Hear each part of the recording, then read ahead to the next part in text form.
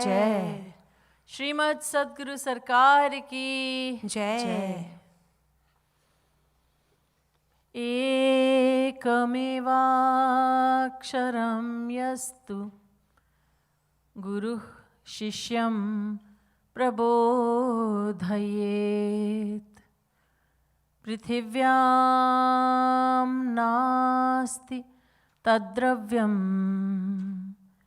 यद्दत्त्वा चानिनो भवेत्।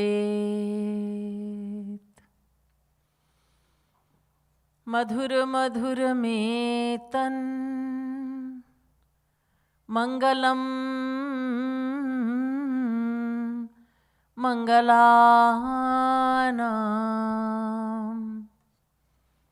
सकल निगम वल्ली सत्फलम चित्स्वरूपम सकृदपि परिगीतम् श्रद्धया हेलया वा भृगुवरनरमात्रं तारयेत्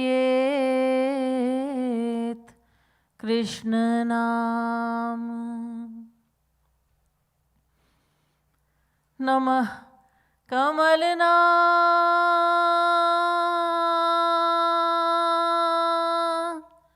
भाय नमः कमल मालिने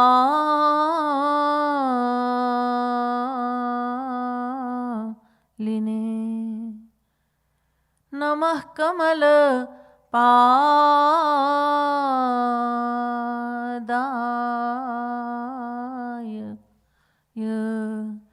नमस्ते कमलेक्षण यो ब्रह्माणं विदधाति पूर्वं यो वै वेदांश्च प्रहिणोति तस्मै तग्वं हा देवमात्म बुद्धिप्रकाशं मुमुक्षुर्वै शरणमहं प्रपद्ये।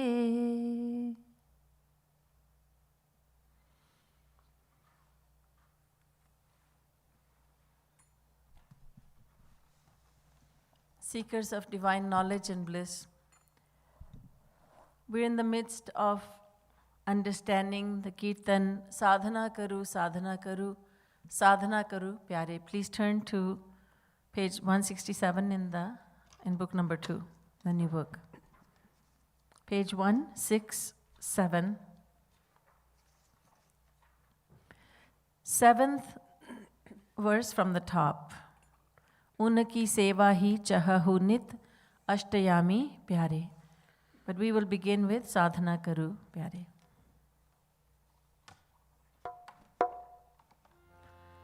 Sadhana karu, sadhana karu, sadhana karu pyare. Sadhana karu, sadhana karu, sadhana karu pyare. Sadhana karu pyare. Sadhana karu, sadhana karu, sadhana karu pyare.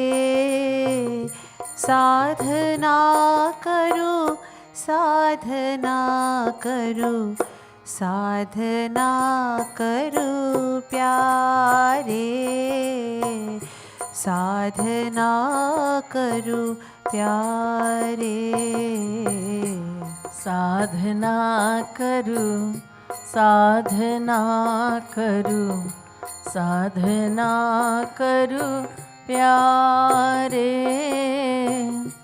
Sadhana karu, sadhana karu, sadhana karu pyare. Sadhana karu pyare. साधना करूं, साधना बोलिए, करूं, ताली बजाइए। साधना करूं प्यारे, साधना करूं, साधना करूं, साधना करूं प्यारे, साधना करूं प्यारे। उनकी सेवा ही चहु नित अष्टयामी प्यारे, उनकी सेवा ही चहु नित अष्टयामी प्यारे, अष्टयामी प्यारे। उनकी सेवा ही चहु नित अष्टयामी प्यारे, उनकी सेवा ही चहु नित अष्टयामी प्यारे, अष्टयामी प्यारे। दरस हित लग एक पल हूँ, दरस हित लग एक पल हूँ, कलप सम तो ही प्यारे, दरस हित लग एक पल हूँ, कलप सम तो ही प्यारे, कलप सम तो ही प्यारे। दरस हित लग एक पल हूँ, कल्प सम तो ही प्यारे, दरस हित लग एक पल हूँ, कल्प सम तो ही प्यारे, कल्प सम तो ही प्यारे। साधना करूं, साधना करूं, साधना करूं प्यारे, साधना करूं, साधना करूं, साधना करूं प्यारे, साधना करूं प्यारे। साधना करूं, साधना करूं, साधना करूं प्यारे, साधना करूं, साधना करूं, साधना करूं प्यारे, साधना करूं प्यारे। उनकी सेवा ही चाहु नित अष्टयामी प्यारे. The Guru says to the disciple, desire to be engaged in his service, in God's service, 24 hours a day. Ashtayam, 8 yam. 1 yam means 3 hours. So Ashtayam means 24 hours. 24 hours a day you should be desiring to serve your divine beloved. Question is, why should I desire to serve God? Let's understand the reason, the answer through the scriptures. Karanena bina karyam na kadachana vidyate. Yoga Shikhopanishad, chapter 1, verse 37, mantra 37 says that no one does anything without a motive. The same is said in another Upanishad, Tripad Vibhuti Mahanarayana Upanishad, chapter 8, mantra number 1, says karanena bina karyam no deti. Same meaning. Whenever we do something, there's always a reason behind it. We don't do anything without a reason. So is there a reason why I should be serving God? Why I should desire to serve God? Yes, indeed there is. You see, there are two kinds of people in the world. The great majority of the people in the world believe, there are those who believe they are the body, and then there are those who believe they are the spirit soul. Many say, most of the 7.5 plus billion people in the world think, I am the body. And then there's very few who believe and they say, I am the Atma, I cannot be the body. So the majority believe themselves to be the body, and the minority, very few, believe themselves to be the soul, the Atma.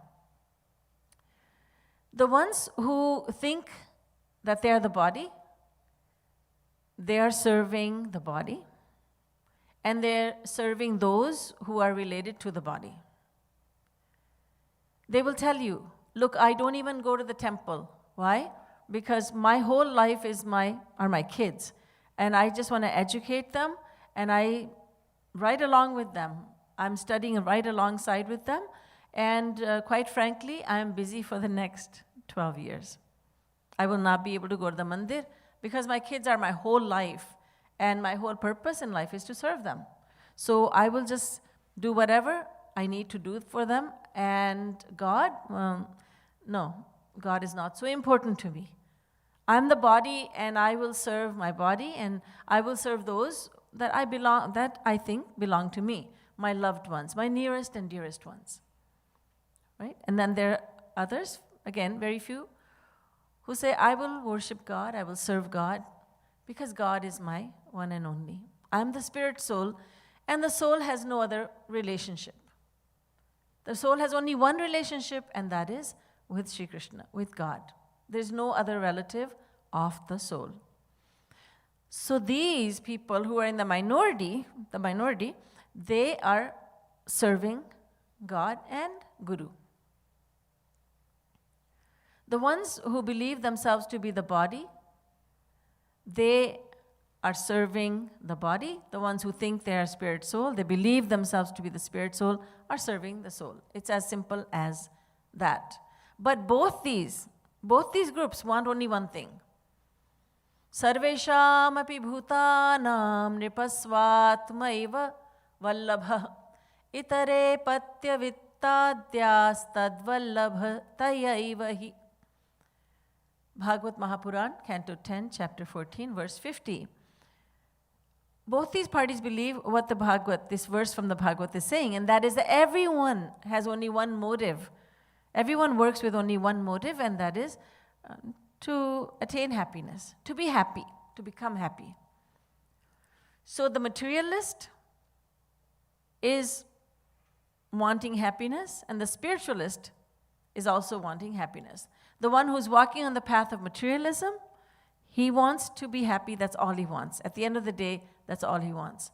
But so does the spiritualist, the one who believes himself to be the spirit soul, wants only happiness. So the question is not, do you want happiness? Everybody wants happiness. Everyone wants happiness, without exception. The question is, how will you get that happiness? How do you think you can get that happiness? Here, there are two differing views. I will get my happiness by making money, saving money, spending some, but saving most of it. I will get happiness by making sure that my kids are well educated, and then they get married and they have children. And when I die, I want to leave a lot of money for my children. That is what will make me happy. The other one says, what makes me happy is to serve God in every possible way, physically and financially, in every which way. Any way I can serve God and Guru, that is what brings me happiness. I'm very happy with that. So there are two differing views. By serving the body and the world, we don't become happy. No one has ever become happy. There is a need to fulfill one's duties. We must not misunderstand what scriptures and saints tell us. There is a need to fulfill one's duties. If you're a householder, you have certain duties and you must fulfill them. Absolutely. But to think that we can get happiness by fulfilling our duty and we can become happiness through objects of the world and by serving the world, that is a misconception. It's a mistake. It's our folly. It's a great folly, a great mistake that we make.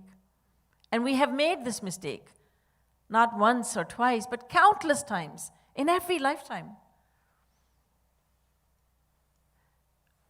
Most fortunate is the individual who, having attained the human birth,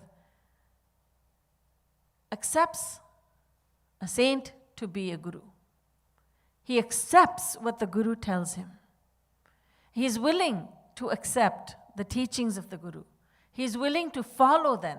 Next thing is to follow the teachings of the guru. And he is the one who receives happiness. He travels on the path which is not traversed by many. He may be walking all alone. Quite often, he is walking alone. A seeker walks alone. He is not going to get a lot of company because most people are going the other way. They're going the other way. He's going towards God, they're going towards the world. So they're going in two different directions. But he is the one who, at the end of the rainbow, he will find a pot of gold. He will get what he wants. He will get perfect happiness, unlimited happiness. Yovai bhuma tat sukham nalpe sukham asti. Bhumatveva vijigyasitavyah. Chandogya Upanishad 6.153 tells us that happiness is everlasting, it is unlimited also. And pratikshanam vardhamanam. Narad Bhakti Darshan says, happiness increases with every moment that passes.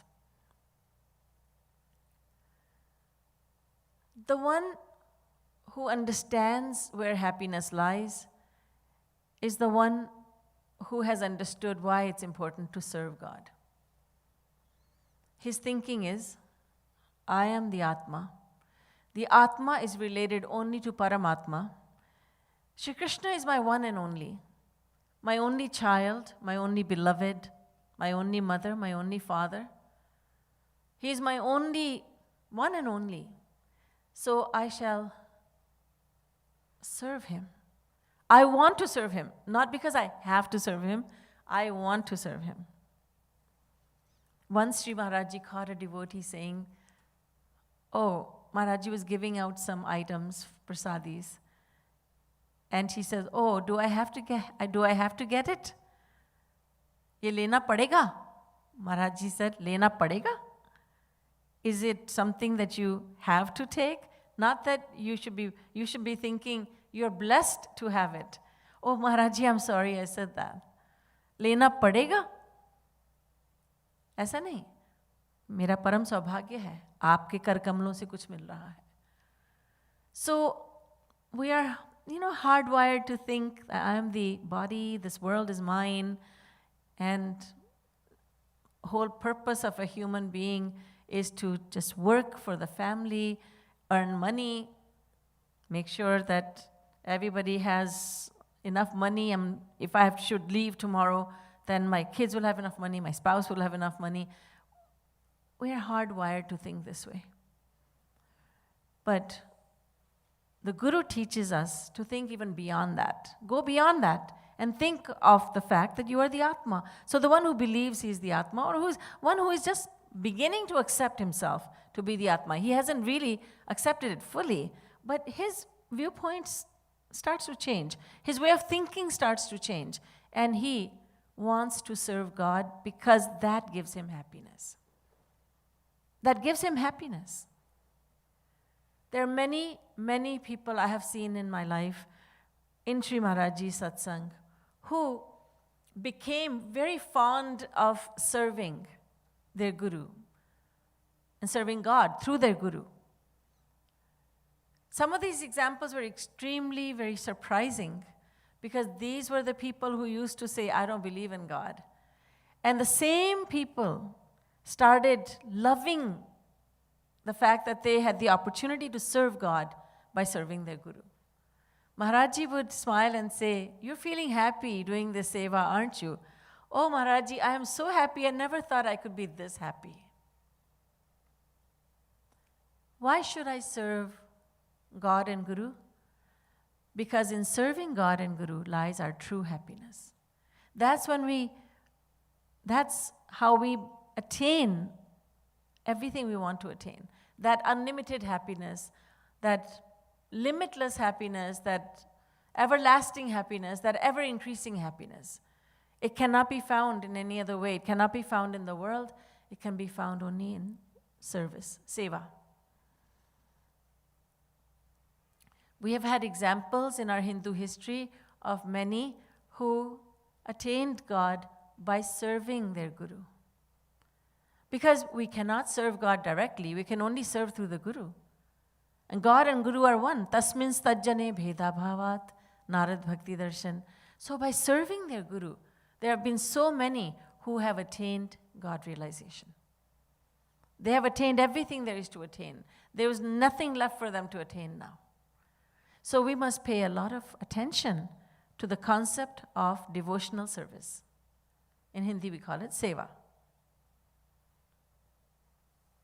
Seva. There was, when I was in Trinidad, I remember this joke that there was someone who said, you know, when I say seva, people say seva, meaning say what?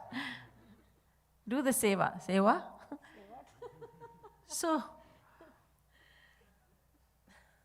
Maharaji used to say, if I look at someone and say, I want you to do this seva, that fellow looks behind him and say, I think he's talking to you. Sri Maharaji said, no, I'm talking to you. Don't look behind you. I'm talking to you. In other words, I have my kripa drishti on you. I'm being merciful to you by giving you seva. See, in the world we think, let's try to save as much as we can. Let me get this, let me get this. This is free, let me get this. We may not need it, but it'll come in handy. There are people who've got their homes full of junk. They can't even breathe properly. Their bedroom, they cannot enter their bedroom because the bed has so many things on it. And there is so much stuff there that professionals have to come in and fumigate their house, get the things out. Why? Because, I'm sure there are other reasons, psychological reasons, but basically what it is that this stuff I cannot do without it. I cannot do without it. Today I don't need it, but maybe tomorrow, I'll need it tomorrow. Get as much of the world, gather as much of the world as possible. Sri Maharaji used to say, sameto. Reduce. Don't expand. Don't have more and more. Reduce. How much can we use? How much money can we use? How many worldly things can we use? If someone has a mansion that has 10 bedrooms, how many bedrooms will they sleep in? There's only one bedroom. We sleep in one bed. There's not that much space we need. How many clothes do we really need? How much of the world do we really need? Sri Maharaji used to say, I travel all over India with 3 sets of clothing. That's it, 3 sets of clothing. And there was a time when Sri Maharaji didn't travel with any set of clothing. He will just wear whatever was given to him by the host family. How much of the world do we really need? We don't need that much. But if we think we are the body, we are going to try to accumulate. And at the end of the day, we don't get that happiness that we've been wanting. But when we reduce our desires and we reduce what we have in the way of worldly property, and we become very enamored with giving in the sense of serving God and Guru, then we feel very light and we feel happy. We feel satisfied. Yes, this is bringing me happiness. I'm doing something that is bringing me happiness. We're all self-serving. We're all swarthi. When we are called swarthi, if somebody says you're selfish, we don't like it. But isn't it a fact that we are selfish? Absolutely. We should not mind it if someone says you're selfish, because we are. But we should not be foolishly selfish. We should be intelligently selfish. Shri Maharaj Ji has said, Dhanya soi joi swarth pahichan. The one who understands where his true selfishness lies, he becomes blessed. Blessed is he who understands where his true selfish motive lies. So in serving God, by serving the Guru, in that service lies our greatest happiness. That's how we attain happiness. This is why Shri Krishna mentions seva in the Bhagavad Gita. This is why saints, gurus, they talk about seva. Shri Maharaj Ji has talked about seva so much. The scriptures, because the scriptures have talked about it. Seva hi paramo dharma. Seva, devotional service, is the greatest dharma. When you give something of yourself, something that you can use, but you say, no, I don't want to keep this. I want to give that which is dearest to me. Then that is wonderful seva. That is the seva. Whether it is you're using your body in doing physical seva, or you're giving your wealth as financial seva, whatever you have, you must give. You should give. Not the least amount, but the most amount. Not the smallest, but the largest amount. I can do seva for 5 minutes. But can you do it for longer? I think my maximum would be 2 hours. Do it for 2 hours. Why do it for 5 minutes? No, I might get tired. We never think that when we are serving this body, which will come to an end one day. Oh, I think I'll get tired. I better not go to work today. No. Let somebody else do the seva, because I'll get tired. If someone feels tired, if we feel tired by doing seva, that tiredness will be taken away by God and Guru. Naturally, we must remain within our limits, but Sri Maharaj Ji used to keep devotees busy all the time. I can tell you because I lived there for 2 years, and it was amazing. It was a brilliant method of keeping everyone really physically healthy and mentally healthy also. No one had any chance to think about anything that they shouldn't have been thinking about. There was no chance. There was no time. We simply didn't have the time. We were busy. And we got tired. Yes, absolutely we got tired. So what do? We slept very soundly at night. And we didn't need that much sleep, because Sri Maharaj Ji didn't allow that much sleep. But, we functioned. We functioned really well. Even today, people who were in Sri Maharaj Ji's personal service, seva, they're the ones who were required to work day and night, almost day and night. And they are the healthiest. They are the ones who are the most active, because they were trained to work very hard. Sri Maharaj Ji taught us this. Sri Maharaj Ji taught everyone that. Do not be alsi, do not be lazy, don't be careless. The seva that you're doing, you are building your spiritual credit with this. This is what he was saying. You're building your spiritual credit by serving God and serving your Guru. So physical seva, as much as we can possibly do. Financial seva, as much as one can possibly manage. Not everybody can do physical seva. Not everyone can do the same amount of physical seva. Not everyone can do financial seva. Not everyone can do the same amount of financial seva. But again, God and Guru do not look at how much you give, how much physical work you do, but how much is your capacity and how much capacity did you use? How much money do you have? How much wealth do you have? And how much of it did you give away in charity? One person may be capable of giving $1 million, and that's nothing. Not a big amount for him. Another person, if he gives 1,000, that's a lot of giving for him. He doesn't have that much.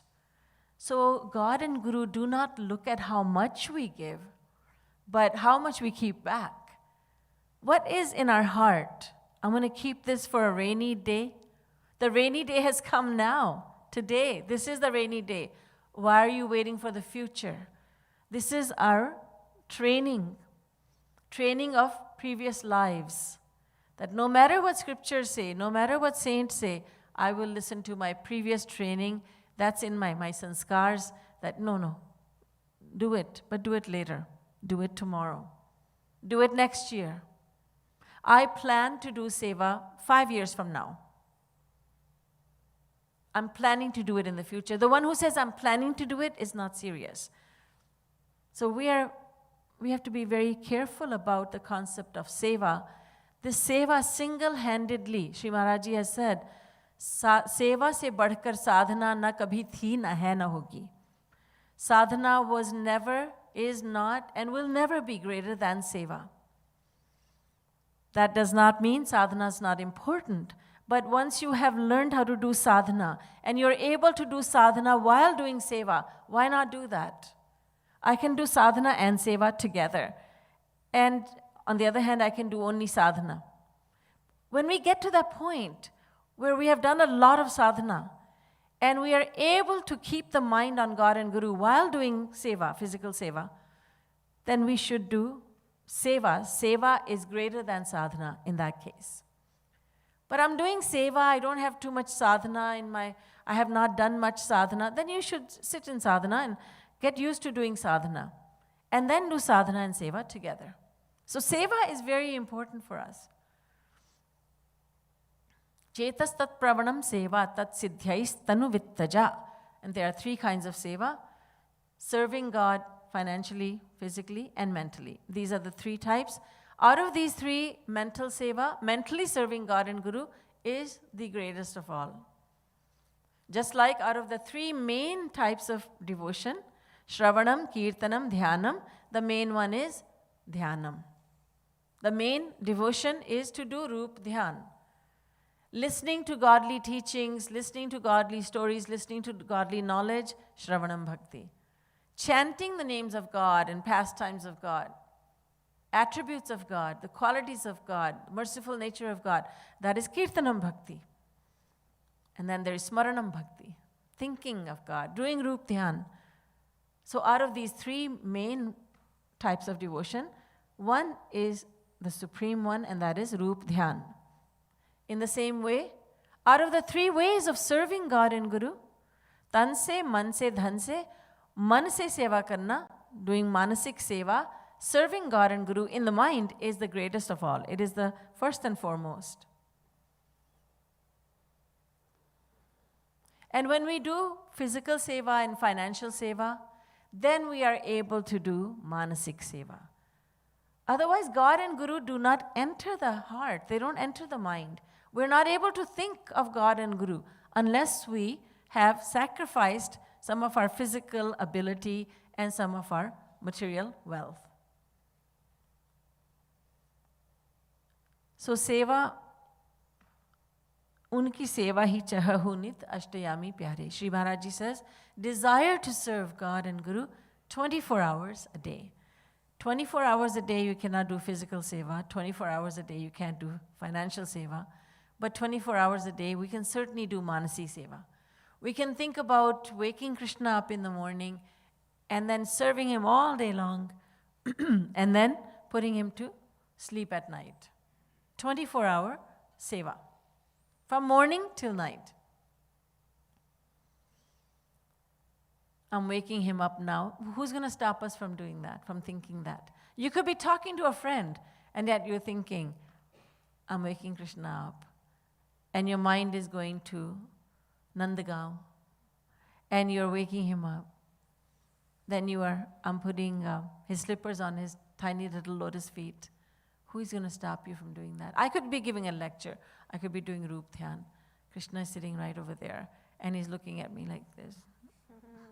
And he's a child, and he's winking at me. He's trying to make me laugh. Who's going to stop me, and who's going to know? Who is going to know? Nobody. No one should know. No one can know. No one has to know. Only we have to know. Only you have to know, that's all. Manasi seva can be done 24 hours a day. What a wonderful thing it is. No matter what we are doing. Khaite, shuite, jatha tatha, namale.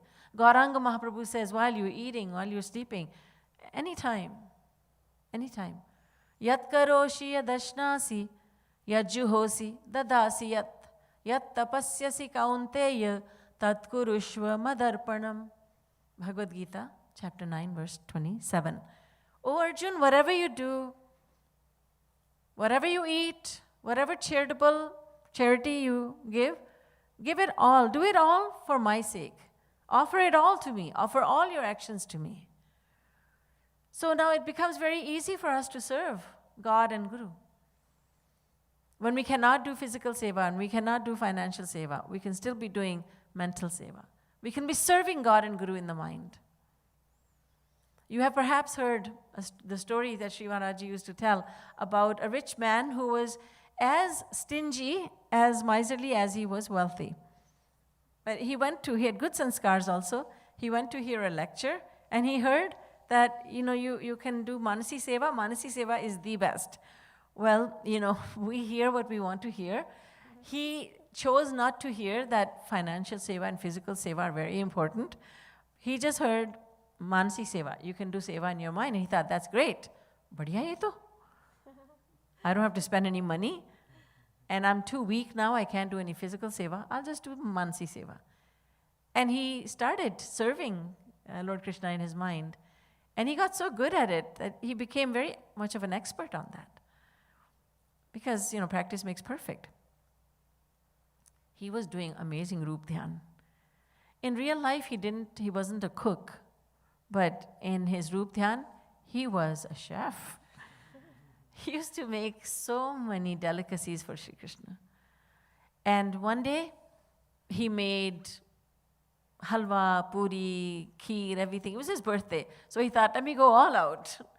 And he wasn't stingy in his Roop Dhyan because he wasn't spending any money. So he thought, okay, let me give chappan bhog, 56 varieties of food. And one of them was kheer, the rice pudding. And then he thought, okay, I could put slivered almonds on top. And he did that. And then he said, kesar, saffron strands. And even in his Roop Dhyan now, he became a little bit money conscious.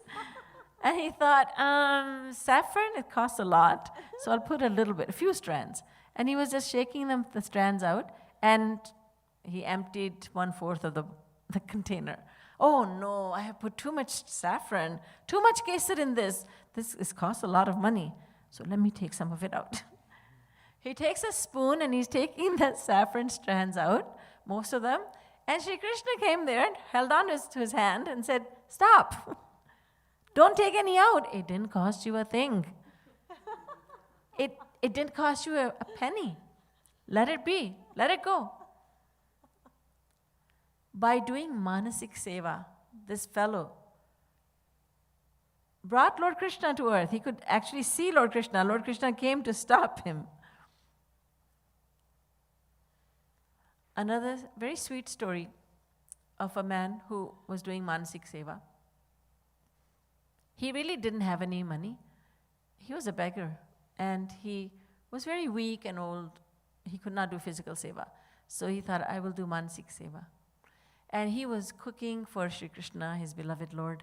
And he had cooked the meal and he had arranged it in a silver platter, in silver bowls, there was a silver glass of water, and there were silver spoons there. Everything was so nice and fancy.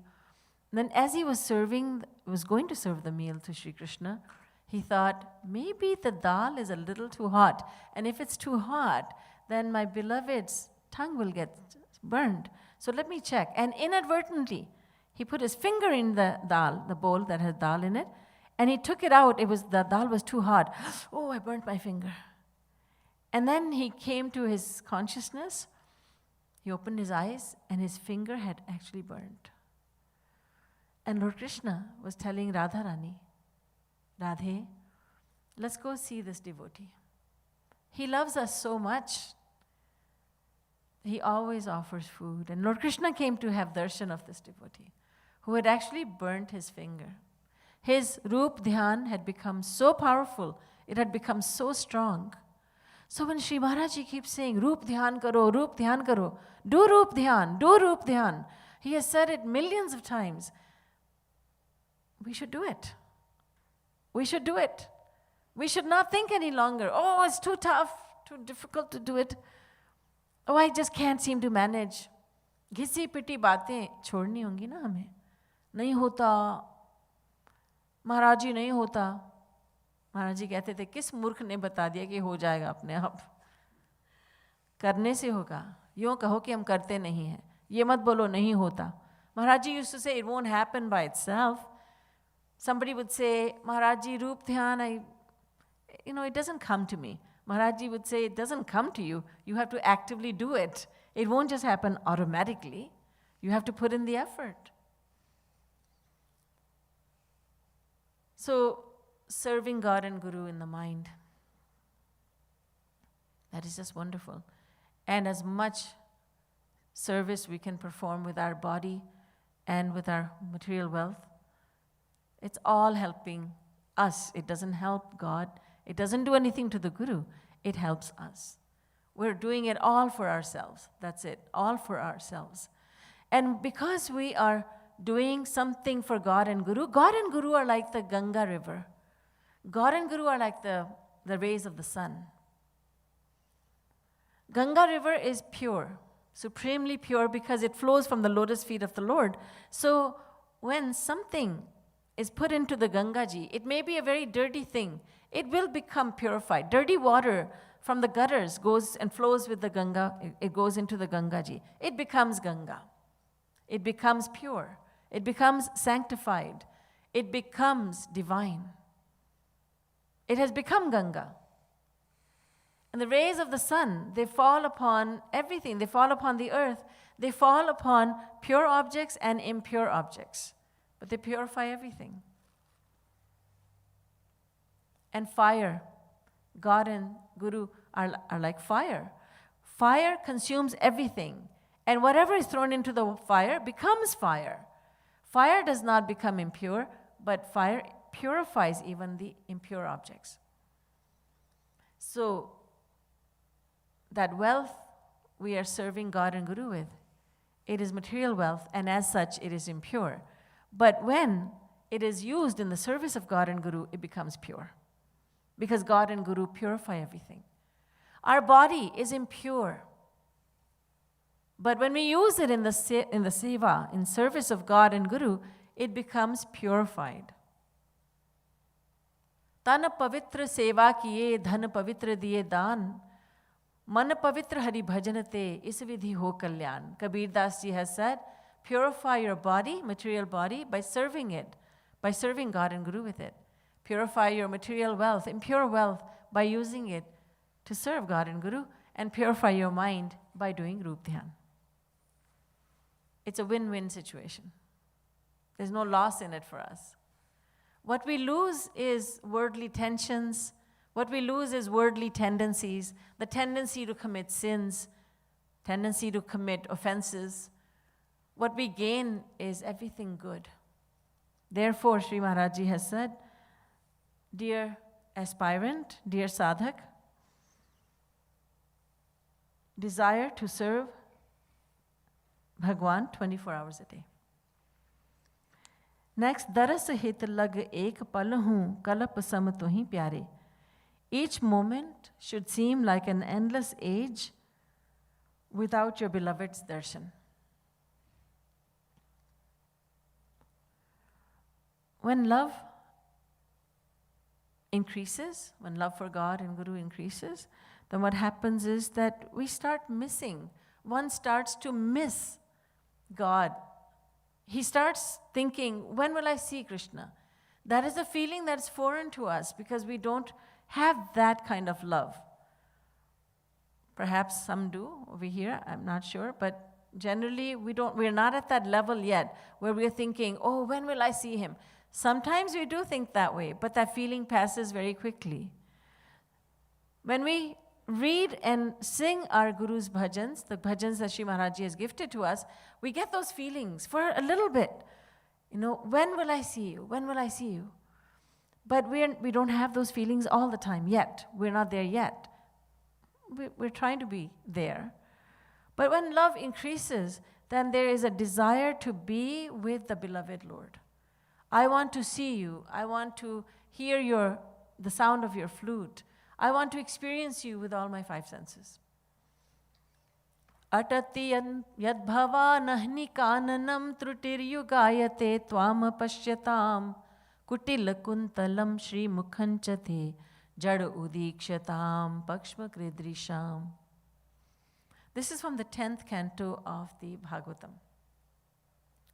And this is one of the verses that constitute in their totality Gopi Geet. Gopi Geet, the song of the Gopi. The Gopi is saying, separated from Sri Krishna, he has disappeared from the midst of the Maharas. So the gopis are wailing, they're crying, they're wanting to see him, they're anxious to see him, they're calling out to him, and they're saying, when our beloved Lord would go to graze cows in the morning, we would find that every moment of separation from him was like an endless age. Every pal, ik, one moment would seem like one kalap. One palak means the blinking of an eye. How long does it take for us to blink the eyelids? One palak, like one moment that it takes to blink, it would seem like a kalp. One kalp is 4,294,080,000 years. Because the 4 yug, Satyug, Treta Yug, Dwapar Yug, and Kali Yug, they last 4,320,000 years. So that is one Chaturyug, one cycle of 4 ages. Now Satyug, Treta, Dwapar, Kali. One cycle has completed. So that's 4,320,000 years. 71 Chaturyugs, 71 cycles of 4 ages, 4 yug. That is one Manvantar. That is 306,720,000 years. And 14 Manvantars make up one Kalp, which amounts to 4,294,080,000 years. It's a real measurement of time. Our Hindu scriptures, Vedic scriptures, they tell us from the smallest unit of time to the largest. They're so scientific, so brilliant. So one moment seems like 4 billion plus, more than 4 billion years, 4,294,080,000 years. A gopi is saying this, that when our beloved Lord would go out to graze the cows, we would wait for him, and every moment will seem like one kalp. And these gopis are saying, then he would come back to us in the evening, and we would come out of our homes, running out of our homes, because we would hear the sound of his flute. And we would come out of our homes, we would rush out, and then we would see him from a distance, and there would be many sages and ascetics. They would stop him, they would do pranam to him, and we used to get angry at them. And then we also used to get angry at Brahmaji, the creator Brahma. We would say, oh Brahma, you're so foolish. First of all, you gave me only 2 eyes. And on top of that, you made eyelids. Now I cannot have uninterrupted darshan of my beloved Shyamsundar. When love reaches such a height, such heights, it becomes so intense that one becomes so anxious to see the beloved Lord. That love is the love that we should aspire towards. That is what Sri Maharaj is saying. When will that time come when each and every moment will seem like an endless age that refuses to pass? Sometimes when we read about the gopis, we hear about them, we think, well, it's not real. It's just not possible. I mean, the gopis could do it. I can't do it. This is something that used to happen. It doesn't happen now. If the gopis were real, if the gopis could do it, we can also. It goes without saying that if one human can do something, that means the rest, everybody else, the rest of us can do it. Have you noticed in the Olympics and in such competitions, the records are broken? Up until now, the record was that this could be done in 2.5 minutes, 2 minutes and 30 seconds. But now somebody comes along and he can do the same thing in 2 minutes and 10 seconds. Now there are dozens of athletes who can suddenly do it in 2 minutes and 10 seconds because they know it's been done. I can do it. If he can do it, she can do it, I can do it too. If the gopis can do it, we can also do it. That love has to be increased, and that is in our own hands. That love is not given to us by the grace of the Guru. The Guru does not go like this, give Ashirvad, I bless you, that you will love Sri Krishna. That doesn't do anything. Guru cannot do it. He has his hands tied. He cannot do it. Somebody asked Maharaj Ji, Maharaj Ji, roop dhyan nahi hota. Maharaj Ji was very humorous and sarcastically humorous too. Maharaj Ji said, tum आराम से बैठो, हम कर लेंगे तुम्हारे लिए.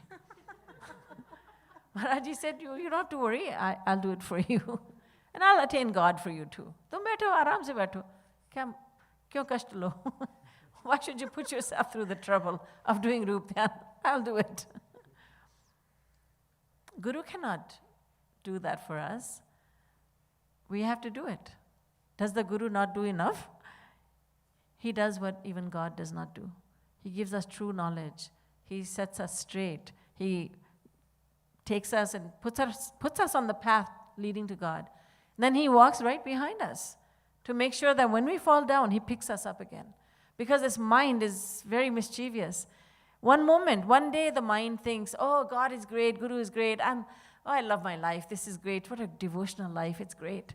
Next day the mind is thinking, does God really exist? I don't know. I don't know. Our mind is capable of thinking anything.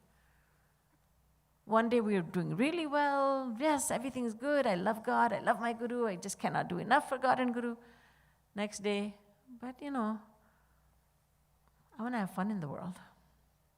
I want to enjoy myself. That's our mind. Not just one person. It happens to all of us. It happens. Our mind is very mischievous. So for that mind, to keep that mind going towards God, we'd have to do a lot of sadhana, a lot of seva, a lot of satsang. Just these three things, seva, satsang, sadhana, they're imperative. There's nothing else to be done. That's it. These three things. But the love should keep on increasing. This is why we must always take that internal inventory. How much love is there in my heart for God and Guru? Has my love grown any from in the past 5 years, in the past 10 years, in the past 20 years? However long I have been in the satsang of my Gurudev, has my love grown? Has it gone less? Am I at a standstill? Is it like water in a pond at a perfect standstill? This is something that needs to be thought about. This is the hard work in spirituality, on the path of devotion. What's easy is Govinda Jai Jai, Gopal Jai Jai. That's easy. We just have to clap our hands, use our voice. What's hard is what's going on in the mind. To do Roop Dhyan, that's where we need to focus. Roop Dhyan, Seva, Sadhana, everything, all these. Sadhana, Seva, Satsang. It's very easy to do external work. It's very easy to do physical Seva, but difficult to do Seva while doing Sadhana. Sadhana is going on, and that Seva is done with humility, that Seva is done with a feeling of gratitude. Then there is no competition. You didn't do this, I'm doing it. I've done so much. That ego that comes in our heart, it's there. Let's make no mistake about it. It comes in. That I am doing this seva. So I need to be recognized. I need to be patted on the back. And why isn't everybody else doing it? They're all lazy and careless. I'm doing it. All those feelings do come in. Again, not in just one or two hearts, but in everyone's heart. Anyone who's bound by Maya, those feelings will come in. But to combat those feelings, we need a lot of sadhana. So seva plus sadhana. Sadhana, the seva is fortified by sadhana. Then humility is there, that I am so grateful to be getting this seva. Not that I am doing so much seva, but my guru is allowing me to do seva. He is great. Not that I am great because I am serving him, but he is great that he is accepting this little seva that I'm doing with his grace. So seva, in the first verse, Shri Maharaj has talked about seva. Unki seva hi chaha hunit ashtayami pyare. In the next verse, pyar, love. Daras hit, lag ek palahu kalap samtohi pyare. If there's no love, we cannot serve. We don't serve anyone for whom we have no love. We don't just serve strangers. We serve the ones we love. The ones we accept as our nearest and dearest ones. The ones we accept as our flesh and blood, the ones who are my very own, those are the ones we serve. So when love for God and Guru increases, then the desire to serve also increases. Shri Maharaj Ji has shared so much with us in this sadhana karu, sadhana karu, sadhana karu, pyare kirtan. As you know, it's very lengthy. There's a lot of knowledge in it, and we shall explore more. We will continue from where we're leaving off tonight. That would be for tomorrow.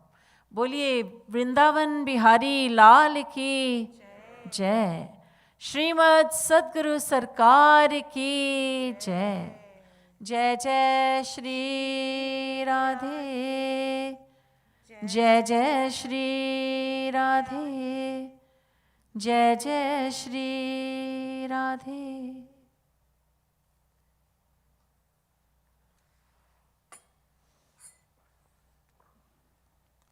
We'll be enjoying the kirtan and singing after Shri Maharaj Ji.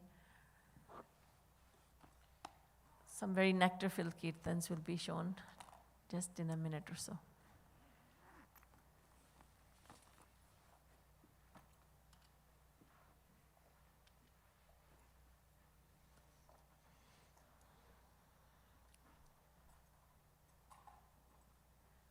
Shri Maharaj Ji's kirtans, please.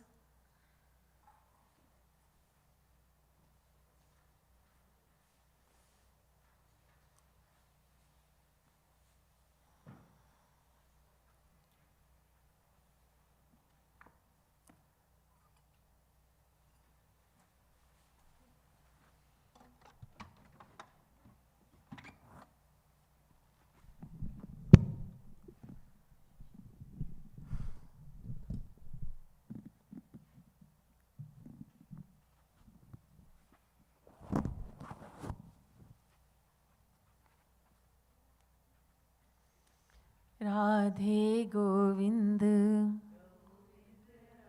भजो राधे गोविंद, राधे गोविंद,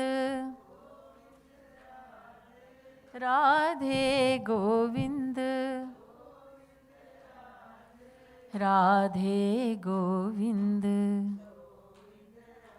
भजो राधे गोविंद, राधे गोविंद, राधे गोविंद, राधे गोविंद, राधे गोविंद, राधे गोविंद, राधे गोविंद, राधे गोविंद, राधे गोविंद, राधे गोविंद, गोविंद राधे राधे गोविंद.